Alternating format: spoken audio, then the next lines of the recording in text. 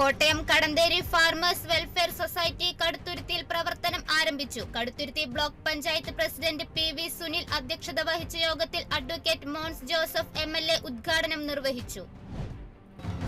Malappuram വളാഞ്ചേരിയിലെ community park പൊതുമരാമത്ത് tourism വകുപ്പ് മന്ത്രി പി.എ. മുഹമ്മദ് റിയാസ് ഉദ്ഘാടനം ചെയ്തു. ഡെസ്റ്റിനേഷൻ ചലഞ്ച് പദ്ധതി വഴി സംസ്ഥാനത്ത് ആദ്യമായി പ്രവൃത്തി പൂർത്തീകരിച്ച പാർക്കാണ് വേളിക്കുളം കമ്മ്യൂണിറ്റി പാർക്ക്.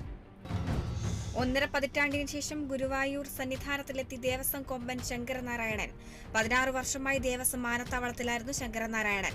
തൃശൂർ പൂരം എഴുന്നള്ളിപ്പിന് പോയ കൊമ്പൻ വിരണ്ടോടിയതോടെ പിന്നീട് കെട്ടുതറിവാസത്തിന് വിടുകയായിരുന്നു. കൊല്ലം കോട്ടുക്കൽ പള്ളിമുക്കിൽ 1 കിലോ കഞ്ചാവുമായി യുവാവ് പിടിയിലായത് കടയ്ക്കൽ സ്വദേശി അതിശയൻ എന്ന് വിളിക്കുന്ന ജിജു. മെഡിക്കൽ പരിശോധനകൾക്ക് ശേഷം കോടതിയിൽ ഹാജരാക്കിയ പ്രതിയെ റിമാൻഡ് ചെയ്തു. തൃശൂർ കൊടുങ്ങല്ലൂരിന് സമീപം എറിയാട് നിന്നും ഉടുമ്പിനെ പിടികൂടി. ഉടുമ്പിനെ കണ്ടെത്തിയത് Eriyad Keralavarma higher secondary school ഗ്രൗണ്ടിന് സമീപം. ഫയർഫോഴ്സ് സിവിൽ ഡിഫൻസ് സംഘം മുഹമ്മദ് എത്തിയാണ് ഉടുമ്പിനെ പിടികൂടിയത്. പിന്നീട് വനംവകുപ്പ് അധികൃതർ എത്തി ഉടുമ്പിനെ കാട്ടിലയച്ചു. കൊല്ലം നിലമേൽ പള്ളിക്കൽ റോഡിൽ വാഹനാപകടം. ടാർ നിർത്തുന്ന വാഹനം KSRTCയിൽ ഇടിച്ച് കയറിയാണ് അപകടം. പരിക്കേറ്റവരെ പാരിപ്പള്ളി മെഡിക്കൽ കോളേജ് ആശുപത്രിയിൽ പ്രവേശിപ്പിച്ചു.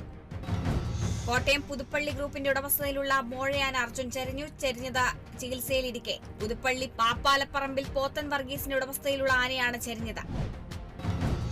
പാല ലാലം പഴയ പള്ളിയിൽ 8 നോമ്പാചരണത്തിന്റെ ഭാഗമായി മരിയൻ കൺവെൻഷനും പരിശുദ്ധ കന്യാമറിയത്തിന്റെ ജന്മത്തിരുനാൾ ആഘോഷവും നടക്കും. ഓഗസ്റ്റ് 25 മുതൽ സെപ്റ്റംബർ 8 വരെയാണ് തിരുകർമ്മങ്ങൾ. 100 വർഷം പഴക്കമുള്ള കുടുംബങ്ങൾക്കുള്ളിൽ ചേർന്നുള്ള വാട്സ്ആപ്പ് കൂട്ടായ്മയായ പിരപ്പനങ്കോട് ഫാമിലി വയനാട്ടിലെ ദുരിതബാധിതർക്കായി സ്വരൂപിച്ച 50,000 രൂപ അരുവിക്കര MLA AG സ്റ്റീഫൻ ഏറ്റുവാങ്ങി. മുഖ്യമന്ത്രിയുടെ ദുരിതാശ്വാസ നിധിയിലേക്കാണ് തുക കൈമാറിയത്.